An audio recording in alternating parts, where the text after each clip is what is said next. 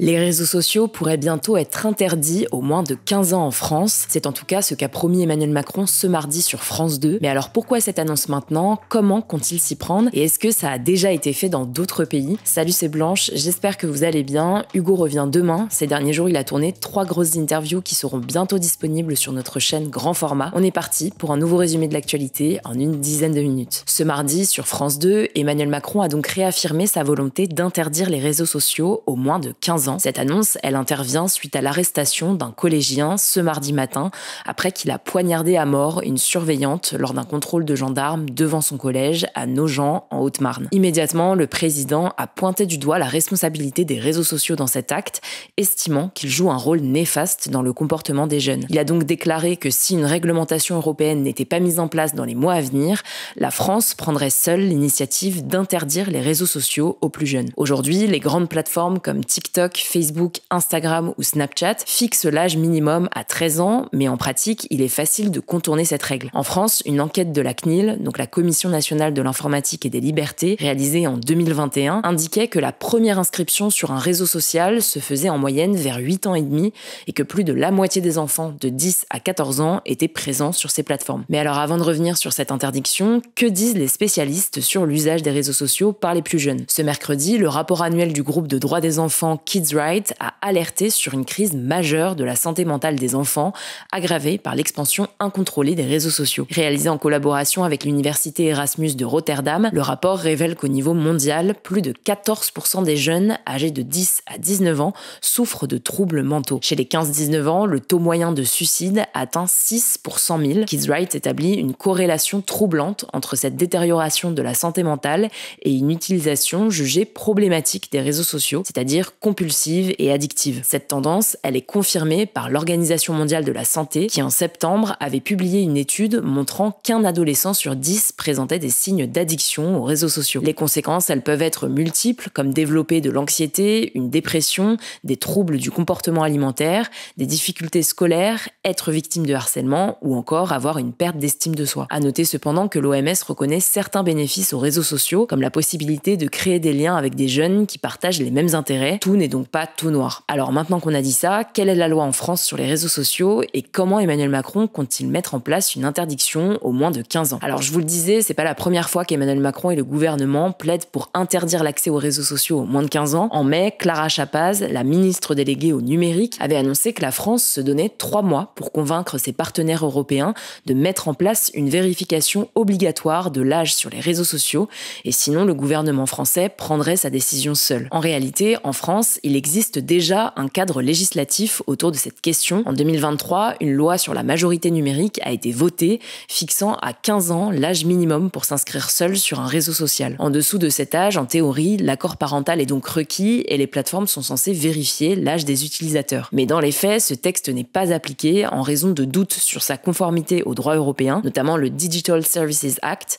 mais aussi à cause de différentes techniques liées à la vérification de l'âge tout en respectant la vie privée des internautes. Le gouvernement souhaite donc renforcer l'arsenal juridique tout en poussant pour une solution européenne. Selon le ministre délégué chargé de l'Europe, Benjamin Haddad, une législation à l'échelle de l'UE serait plus efficace, mais il affirme que la France est prête à agir seule. Pour Emmanuel Macron, en fait, toutes les plateformes ont la possibilité, par la reconnaissance faciale ou des identifiants, de vérifier l'âge des utilisateurs. Il s'appuie sur l'exemple des sites pornographiques qui sont obligés depuis juin 2025 de vérifier l'âge des internautes. Mais dans les faits, l'âge des utilisateurs pourrait ne pas être si simple à vérifier, tout en respectant la vie privée. Ça soulève notamment des enjeux de protection des données personnelles et de respect de la vie privée. Et puis ces technologies, elles peuvent produire des erreurs, notamment chez les adolescents, qui peuvent faire parfois plus vieux que leur âge. Un autre argument avancé contre l'interdiction des réseaux sociaux aux plus jeunes est lié à la liberté de choisir. Une interdiction pure et simple pourrait être perçue comme une ingérence excessive de l'État dans la sphère privée des familles. Mais alors en attendant une éventuelle loi, quels outils ont été mis en place pour le moment? Bon, déjà des outils comme le contrôle parental sont exigés sur tous les appareils connectés vendus en France depuis juillet 2024,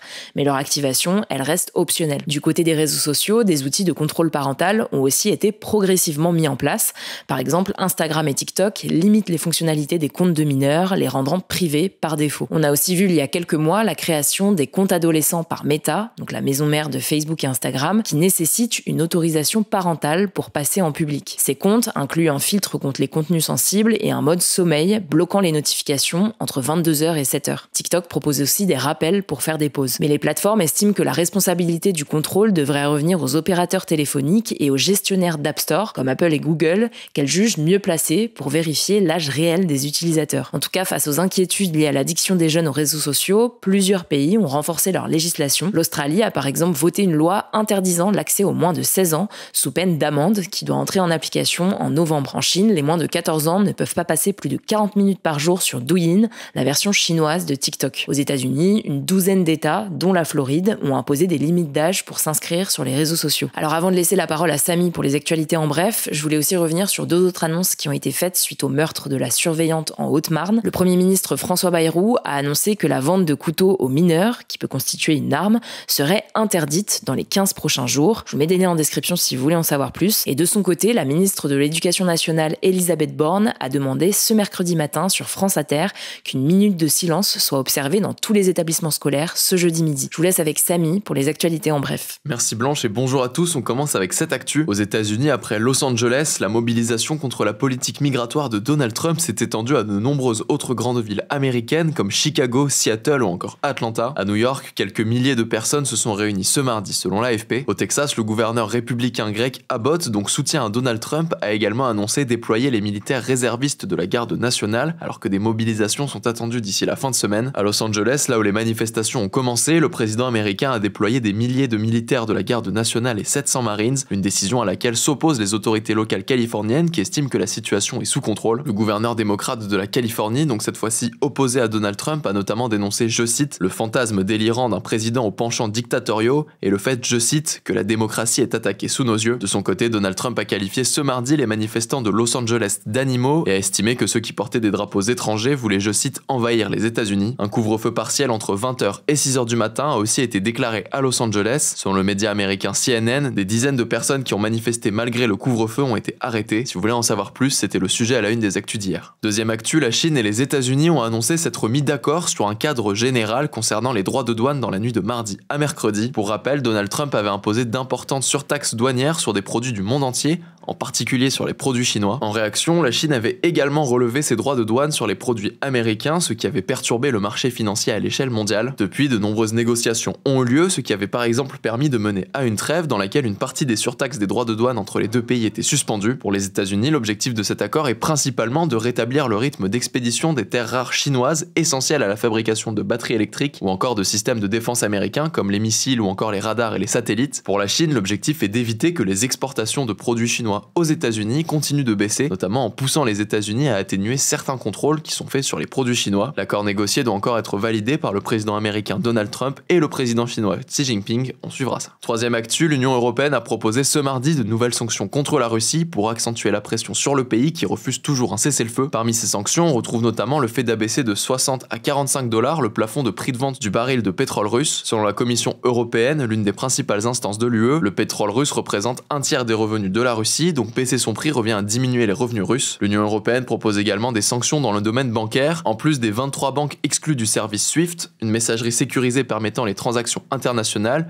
l'UE propose d'exclure à nouveau 22 établissements. Les États membres de l'UE doivent désormais approuver à l'unanimité ces nouvelles mesures pour qu'elles puissent entrer en vigueur. Quatrième actu, 16 membres d'un groupuscule d'extrême droite sont jugés depuis ce mardi, notamment pour association de malfaiteurs terroristes et détention d'armes. Venus de toute la France, ces membres s'étaient réunis au sein du groupe L'Action des Forces Opérationnelles avec lequel ils sont soupçonnés d'avoir projeté plusieurs projets terroristes islamophobes de 2017 à 2018 avant que le groupe soit démantelé. Parmi eux, ils souhaitaient, selon un agent de la Direction Générale de la Sécurité Intérieure qui s'est infiltré dans le groupe, tuer 200 imams radicalisés, empoisonner de la nourriture halal ou encore avoir pensé tuer l'islamologue suisse Tariq Ramadan. Des armes à feu et des milliers de munitions avaient également été retrouvées lors de perquisitions chez l'un des membres, y compris des éléments entrant dans la fabrication d'explosifs. Selon le journal L'Humanité, l'un des mis en cause était notamment candidat à l'élection municipale de sa ville en 2014 et tête de liste sous les couleurs du Rassemblement Bleu Marine, associé au Front National, l'ancien nom du Rassemblement National. Certains d'entre eux risquent jusqu'à 10 ans de prison et 150 000 € d'amende. Le procès devrait durer jusqu'au 27 juin. Cinquième actu, la glace a fondu 17 fois plus vite qu'en moyenne entre le 15 et le 21 mai au Groenland, a alerté ce mercredi le réseau scientifique World Weather Attribution. La raison, une vague de chaleur record qui a touché la région et également l'Islande. La température a par exemple déplacé les 26 °C le 15 mai en Islande, du jamais vu sur l'île qui se situe pourtant proche de l'Arctique. Selon Selon un communiqué du World Weather Attribution, en mai, il a fait 13 degrés Celsius de plus que la moyenne des températures maximales de mai pour la période 1991-2020. Cette fonte, elle impacte les populations locales, la biodiversité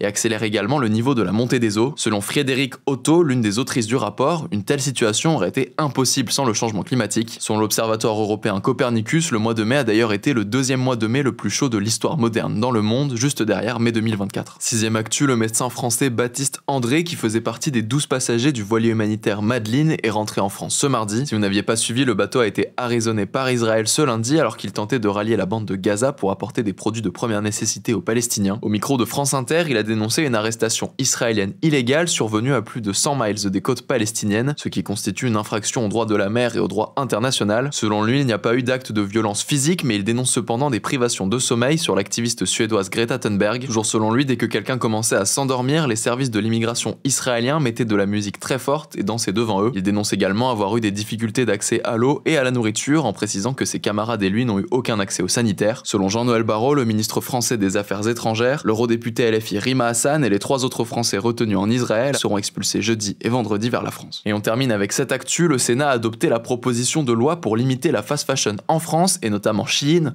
et Temu, on en parlait il y a quelques jours. Dans ce texte, on retrouve par exemple l'instauration de nouvelles pénalités pour les entreprises polluantes, tout en épargnant les grandes enseignes françaises et européennes comme Kiabi ou Decathlon, des sanctions pour les influenceurs qui voudraient faire la promotion de la fast fashion, et plus globalement l'interdiction totale de faire de la publicité pour la fast fashion sont aussi proposées. À l'heure actuelle, le texte a été adopté par l'Assemblée nationale et le Sénat, mais il doit encore faire l'objet d'un accord entre les députés et les sénateurs lors d'une commission mixte paritaire attendue à l'automne, car plusieurs modifications ont été faites. On suivra tout ça. Merci Samy pour ces actualités et merci à vous de continuer à suivre ce format tous les jours. Je crois que j'ai tout dit. Prenez soin de vous, prenez soin de vos proches et je vous dis à plus tard.